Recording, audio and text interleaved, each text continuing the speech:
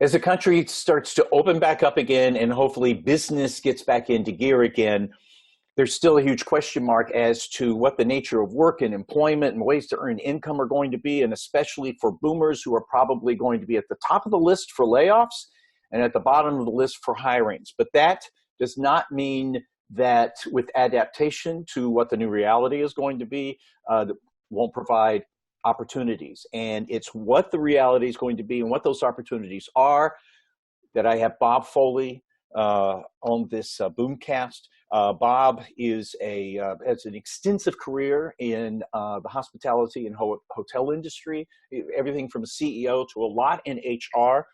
And he is an executive coach, career coach, retirement coach right now, and a hell of a researcher. And so he is looking at what's the new reality and what, especially for those of us who are over 50, need to be aware of and begin to adapt with. So, Bob, I guess the first thing is the point that a lot of boomers are going to be losing their job and finding a job, or let's say income, because it may not be the traditional job, is going to be a huge challenge, to say the least. Your take?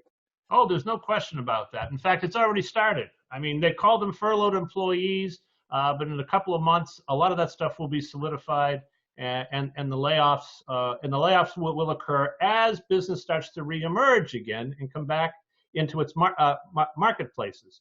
So a lot of these folks, 50 plus, have not saved for retirement. As a matter of fact, about 50% of them, round figures, have less than $50,000 in their bank account or their IRAs or 401ks or whatever.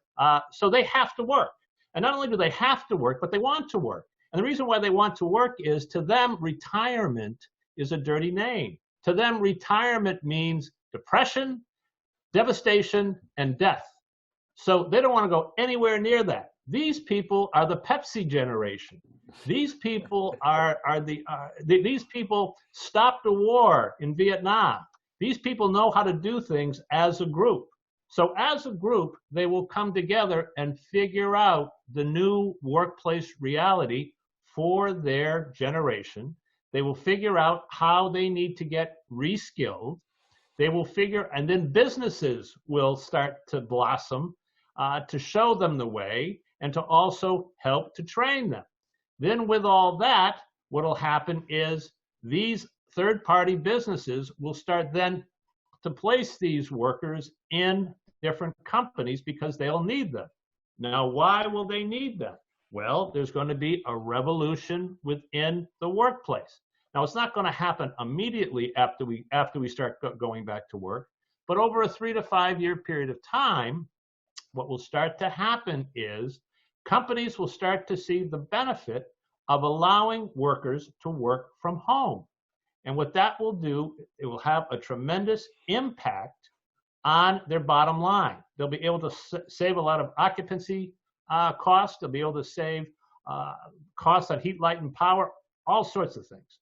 So about 40 to 50% of the workforce then will work from home. About 25% of the workforce will be the leadership of the company, the group that basically directs the company on a day-to-day basis. And they will be the only real employees of the company. The people that kind of oversee the day-to-day activity of the work that goes on in the company will become long-term contract employees. Or I shouldn't say employees, they'll become long-term contractors. And what they will oversee is this group, probably of 50 plus workers, who will do a lot of the task working that needs to be done. And these third-party groups will be the ones that will place them. And that's who they will work for. Once they're reskilled, they'll work for these third-party groups. Right now you'll call them temp firms, but what they'll really be is gig workers.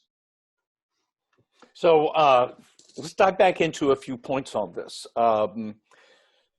So first of all, the lay of the land is, and there's already a lot of talk that because of this situation and the necessity of change, that a lot of things are changing in very quickly in ways that we were already heading to.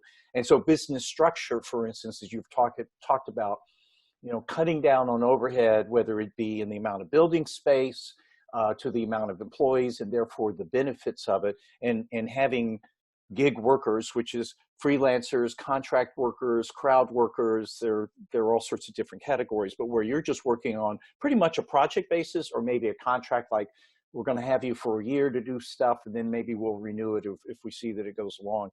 We're already heading in that direction. Numbers I saw is that 35% of gig workers, which gig workers sounds like a very millennial Gen Zer thing, 35% are boomers. And those numbers before the virus were projected to skyrocket. Right. And now they're going to have to.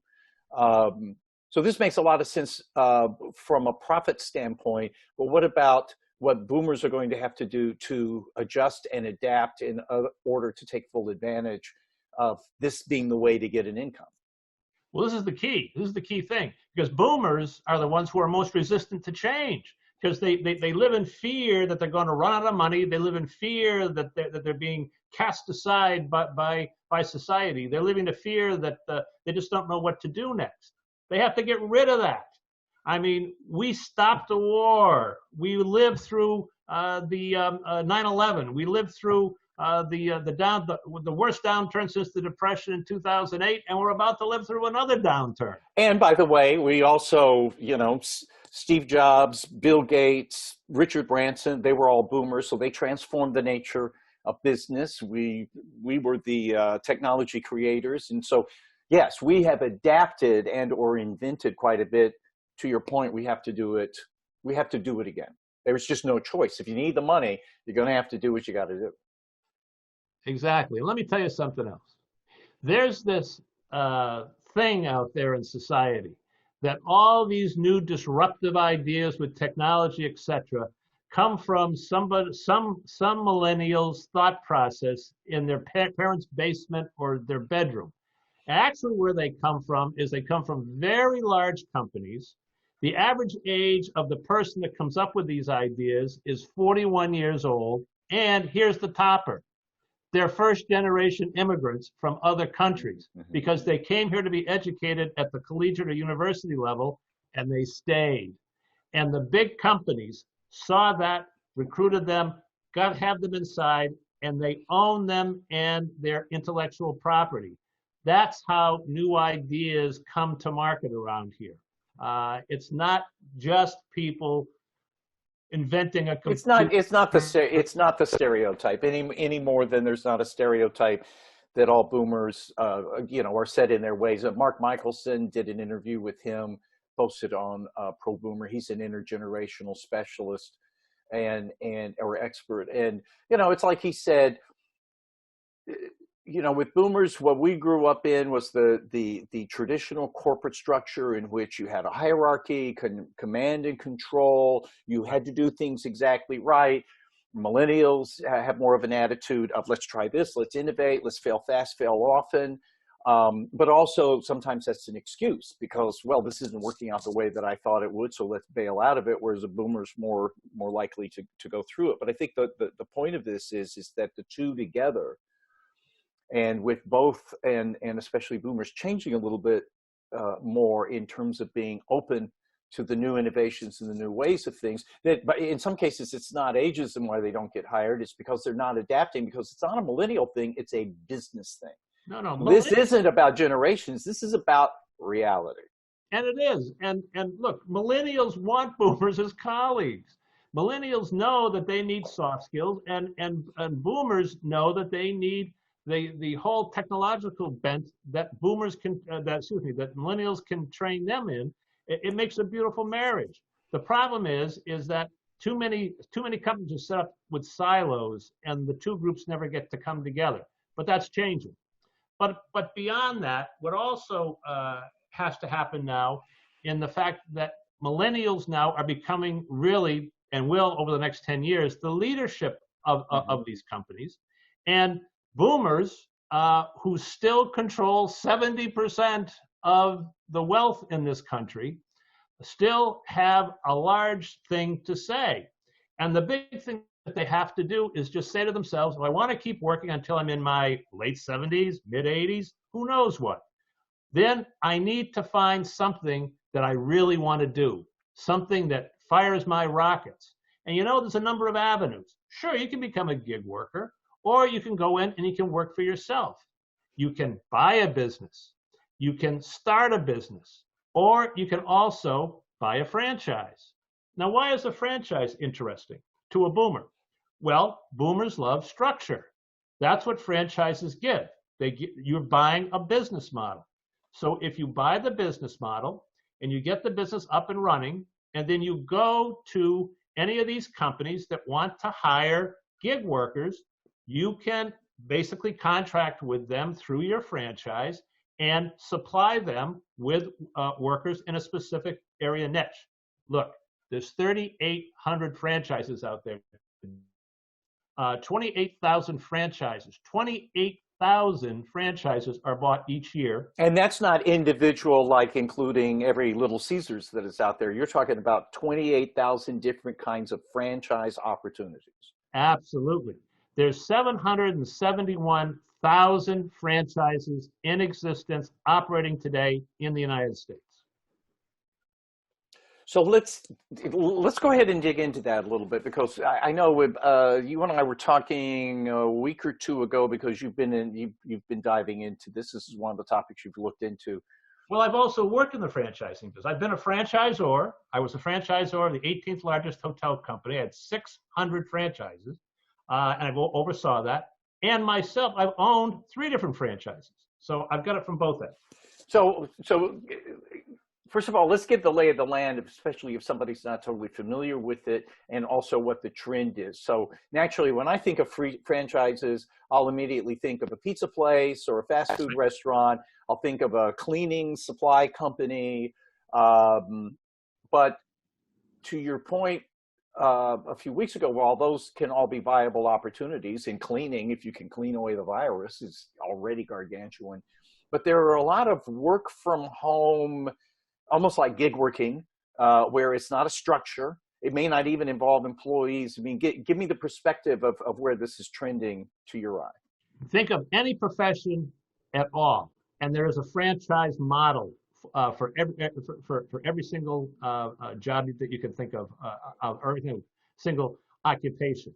Now, on top of that, a lot of people now have been working from home. They like working from home. They get laid off. And if they can work from home by investing in a franchise, and guess what? You can't fire yourself. The only way you get fired is if you don't work through the thing correctly. You go broke, but at least it's up to you. At least it's up to you, which I like. And beyond that, the model that the franchisor has is something that has been tested and true. And there's always another group of franchisees from that particular franchise that you get in touch with. The franchisor also supports you in terms of the day-to-day operation, and you have a great blueprint on exactly what you should do. The thing in franchising is, if you follow the system, you'll probably be successful. So, go ahead. How do you know if you're the right person for something like that? Well, that's what it comes down to. You see, the biggest thing that people always have the hardest time with is when you start talking about opening your own business and buying a franchise, the first thing they go to is fear of failure. And that's the first thing that you have to overcome. Once you overcome that, it's just detail. Because what I mean by that is you start a business, they'll show you how to do it, they'll coach you all the way through it. You have to have enough faith in yourself that you can do this. What's the reward? The reward is most likely a 15 to 20 year career that you extend the way you want to extend it. And here's the other thing, and this is the best kicker of all. It can become a family business. It can be worked out of the home. It can be a thing where you buy a franchise as a side gig. And that side gig, and when I say side gig, what am I talking about? Right now, the hottest thing in franchising is smart snacks vending machines. And the vending machines, it takes 8 hours a week to keep the vending machines fully stacked. That's it. So you give up your Saturday, you drive around to your 25 vending machines, and you restack everything else. And that gives you residual income that you can then take and put in your 401k or your IRA to make sure that you have enough money to retire on, that you don't feel as though you're going to run out of money. The reverse of that is to work at it full time. Again, you can do it out of the house in 65% of the franchises today. The food side of thing is going to really start to devolve quickly, just because of this whole coronavirus thing. And you're going to see a lot of these professional franchises now start to ascend. And so when you say professional, so it can be everything. Well, like you said, anything that a corporation has, accounting services, tax preparing, bookkeeping. It can be anything like sales and marketing, social media. The list goes on and on. It's really quite incredible. Tutoring. It's quite incredible. All the way to candles.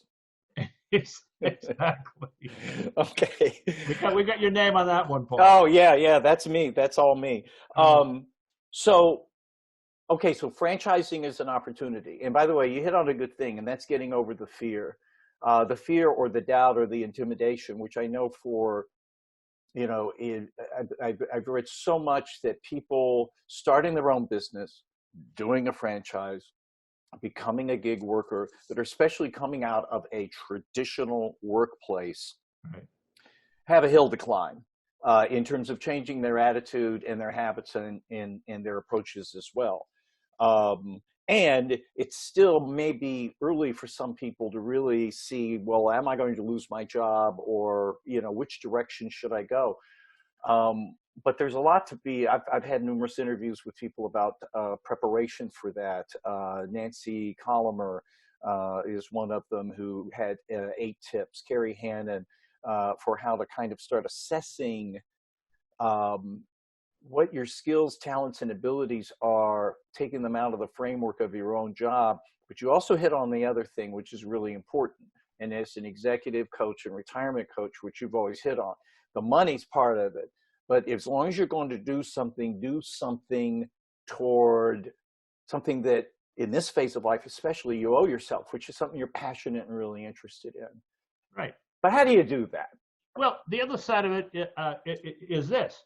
Once you hit your mid-60s, a lot of people feel that they have this thing on their forehead called, a date of 65 years old that all of a sudden then, they're cast aside. Well, see, the other thing about that is that you're trying to find your new identity. And this is a way to get your new identity to become clear and clarified. But on top of that, what it really comes down to is wealth appreciation then has to take a back seat to health appreciation. Mm-hmm. Physical health, mental health, which is just as important as physical.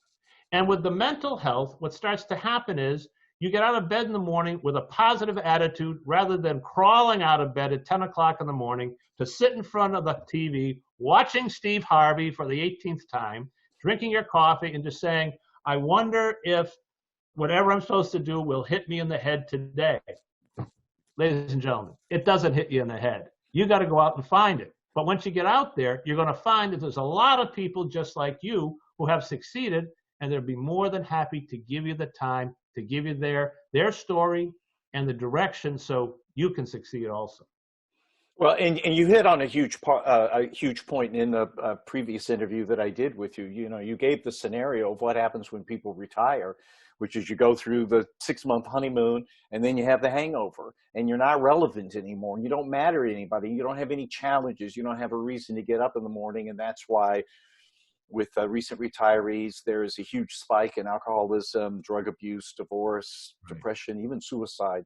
It gives you that purpose, and I'll vouch for the fact that with ProBoomer, I'm not there yet, and I don't know that there is a there, but I've got some pretty significant thresholds still to reach. But it's a reason to get up in the morning, and even moments like this, it's like this is what it's all about. It's fulfilling and it's enjoyable. So the path, instead of being a challenge, can also be fulfilling as well. 65 years old is not an expiration date. Yeah, yeah. Well, and especially when it's not just increased lifespan, it's increased health span. And Right. if you don't take care of your health, then you're not going to have the wherewithal to do whatever the heck it is that you want to do, even if it's just, the fun stuff. Let's shift to what is going to be a very likely option for older workers, for lack of a better term, and that's going to be the so-called gig working and making that kind of adjustment. I mean, work from home is going to be number one, and I just Carrie Hannon, best-selling author, just did an interview with her that's on ProBoomer, where she's coming out with a book that's got all the great tips for working at home successfully. That's going to be one thing, but it's going to be a different way to find a job, and there's going to be the situation with benefits and working for multiple clients. So we could use some perspective on that from you. Yeah, well, what's going to happen is, and these are ideas that just didn't appear in the last couple of months. These are ideas that have well-founded research. These are ideas that McKinsey and Company, PricewaterhouseCoopers, Bain, and a number of other research houses have taken a look at what the workforce is going to look like over the next 20 years. And basically, what they've kind of all concluded, more or less, is that people want to go to work for a job that they feel that their purpose in life, and it gives them purpose, and they want to get behind that. And the other thing is that a number of people are really enjoying this whole idea about work freedom. In other words, work when they want to work and not work when they don't have to work. So then it's a question of then, where do I get my benefits? How do I start how do I start to be able to do these things but still have my health care? Well, that's where these third-party groups come in, and also not only third-party groups, but there'll be certain, if you're a middle management person and you're negotiating with a company for your long-term contract, you negotiate with them for some kind of benefit coverage. On the task worker side, what you do is a lot of these companies, that third-party providers, will provide a benefit program that they'll be able to buy into. And then also what will start to happen is there's a number of national, regional, and local associations. And these associations are grouped around different professions. So in other words, if you're an accountant, you'll go and join the American Accounting Association, and they have a local affiliate, and you'll become a member there. And what will happen is that's where you will get your benefits, because they'll be getting, they'll be helping to negotiate with the insurance companies to get the very best rate, as though you were working for a company. And it'll be a group rate. It'll be a group rate, absolutely. Yeah. Definitely. That's how it will work. Now, this changes things dramatically. This is new. This is different. As it starts, there'll be a lot of fits and starts. There'll be a lot of people that will be sold benefit plans that are inadequate. But over a 4 or 5 year period of time, this will all take on a life of its own, and it'll all get worked out. You just have to buckle up and be ready for a bumpy ride. But when we get to the end of it, it'll be just fine. One thing you talk a lot about, so this is especially, so whether you're actually able to find a full-time job or it's some manifestation of gig working, skilling up, because there is a trend. I often say that, again, it's up to us to overcome ageism. Don't count on other people to get the memo and go, oh, I shouldn't be ageist. It's up to us to prove it. And what I hear over and over again is that one of the reasons that older workers don't get hired isn't necessarily ageist presumptions and assumptions and stereotypes. It's the fact that they're not skilled up, and or they don't show that they're up to date on the trends of business and just the ways of the world. So what do you do about that to make sure that you are skilled up in, let's say, what your general professional skill set is? There's over 4,000 different certification programs out there. It crosses the line of every single profession. And what these certifications do is it helps enhance your skills so you get reskilled. Say you're a marketing person, all right? The big thing in marketing today is digital marketing. So if you're a traditional marketing person, you know, you've been used to placing ads and you've been used to writing copy and all those kinds of things. You don't know what an SEO is from a digital something or something or something. Anyway, you take one of these 12-week, usually, certification programs that, by the way, you can take from home at your pace, at your rate, and then you go and you sit for the exam, you pass the exam, and bang, you're certified in that area. And guess what? You're totally retooled. You understand what digital marketing is all about. And guess what? There's no reason why somebody shouldn't hire you because you're not skilled. You are. The thing is that you got to change your mindset. You got to change your mindset to, you go to college, you make it a master's or a PhD, and then that's all the learning that you need. No, it's all about lifelong learning now, because the rate of change in our society will just get faster. So you have to keep up with it. And the way you keep up with it is getting certified. And that's a hell of a point, because even with gig workers, and, you know, I've gone on Upwork and Fiverr, and for instance, for SEO, which stands for search engine optimization. Right. And one thing that really stands out is that, you know, you'll see the different people on there, and they'll have ratings and reviews. Those sites are usually pretty good about getting reviews from people that have worked for them. You'll see what they're versed in, but it is not a matter of just saying, oh, I'm good at SEO and digital optimization on social. You've got to prove it. And you've got to prove it saying that you've done these kinds of projects, and here I have these things. But I tell you what, when you've got a certification on there, and it's amazing how many people, when you go on those gig working sites, don't have certification. They have certification, that instantly tells your brain, this person is certified. They know what they're talking about. I'm confident in hiring them. The only challenge is their rates are a little bit higher.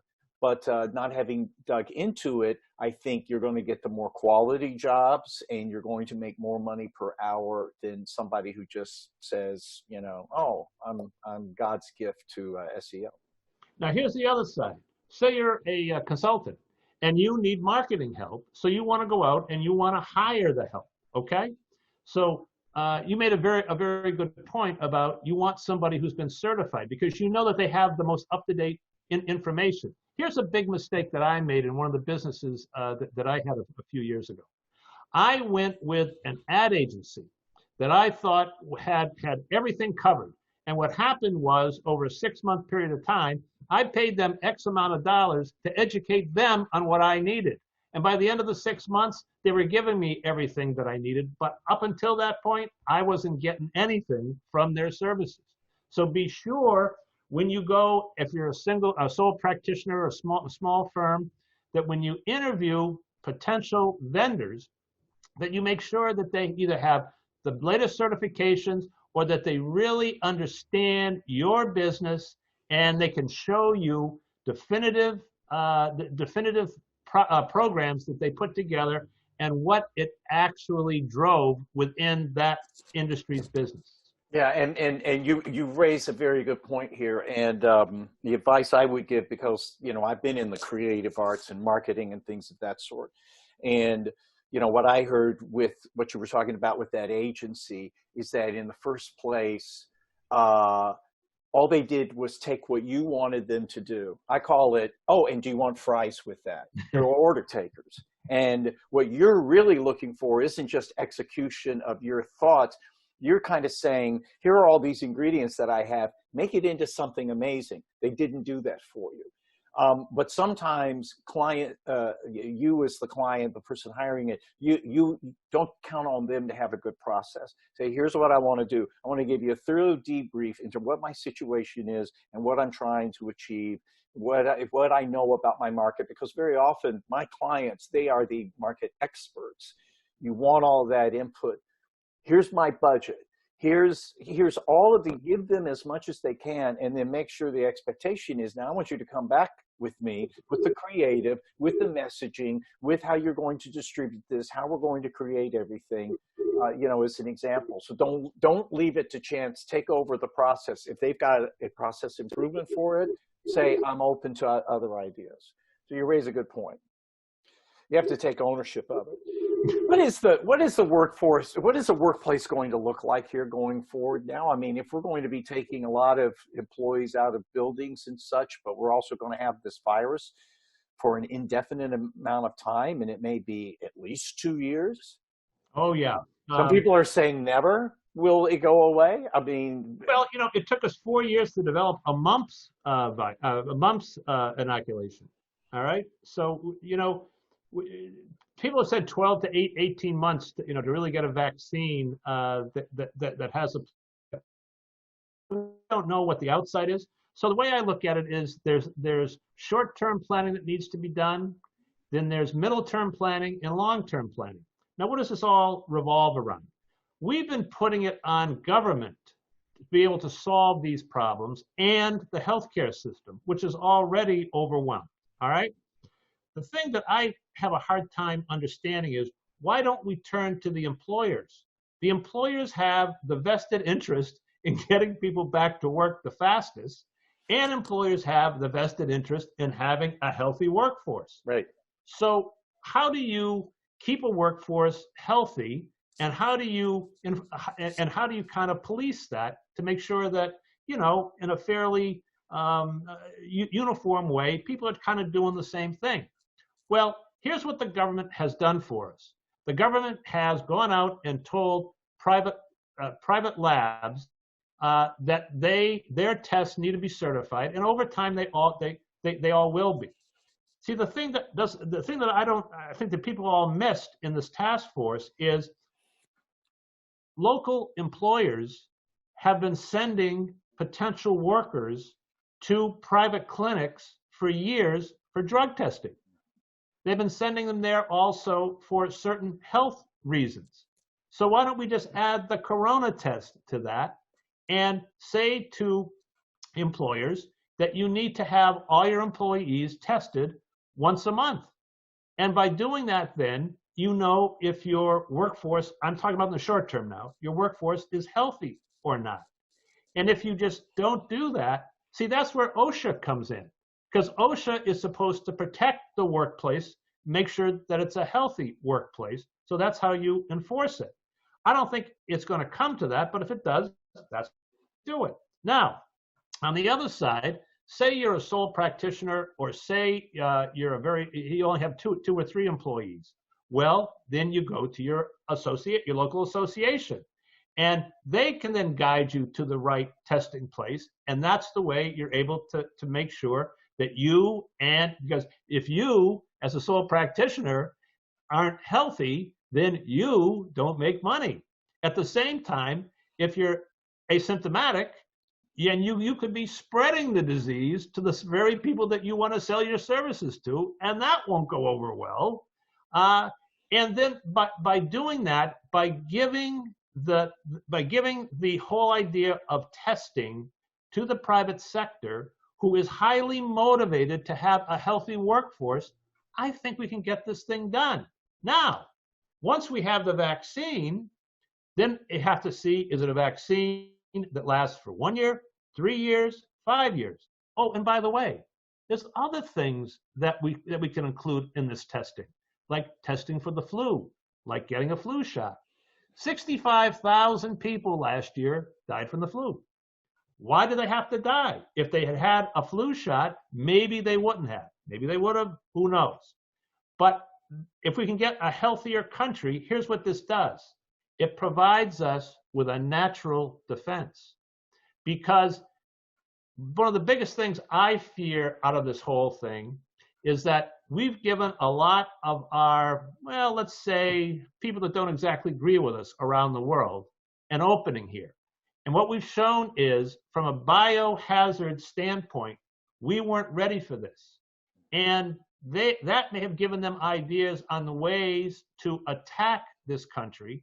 And the intended result from that attack is that it raises havoc with the economy, which it's done. So we've given them the blueprint. So let's get this thing together. Let's get the feds to give us a general overall strategy. Let's let the states implement. And finally, let's let the workforce or the workplace enforce it. That kind of partnership, we can really then get back to a healthy economy. Just think about this. If this was in place 4 months ago, we wouldn't be talking about 20% unemployment. That's for sure. So to wrap this up, we're going to be working from home more. There are, with any kind of radical change, there's an opportunity. Where there's a problem, there's a need, and where there's a need, there's an opportunity. Boomers may be on the short end of the stick as we get furloughed and laid off, or doors get closed to us, but there's still going to be opportunities for those people who adapt. And I want to go back to one other point, in that I will say there's probably been no generation on earth that has been more adaptive, as well as agents for change, as boomers were, because what happened in the 60s was fundamentally changing expectations of what it was to be in age, and in terms of social causes, and in terms of business and things of that sort, technology and everything else. But you recently wrote a blog in which you credited the virus situation as bringing some clarity to you about this generation and the potential of it. Provide the essential point to that. We are not baby boomers. There's nothing baby about what we do. What we are is we are Renaissance warriors. We're the generation that keeps stepping up and standing up and putting stability into things. We're the generation that spawned the millennials. You know, many baby boomers or Renaissance warriors complain about the millennials. We made them. We are the ones that taught them. We have only ourselves to blame. At the same time, they respect us. At the same time, they also want to learn from us. So what we got to do is we got to start treating them more like colleagues rather than adversaries. Yeah. That's another part of the Renaissance. And the final part of the Renaissance is now accepting the fact that you're not going to drop dead tomorrow morning, that you could possibly live for another 30 or 40 years. And guess what? You just had a 40-year career that's in the rearview mirror. So look out that windshield and decide what you want to see, where you want to go, where you want to live, who you want to live with, and what you want to do, and go for it. The quote that keeps popping around in my brain is from the Shawshank Redemption: "Get busy living or get busy dying." That's Bob, great insight. Thank you so much. Look forward to our next interview soon. Paul, great to see you. Thank you. Thank you.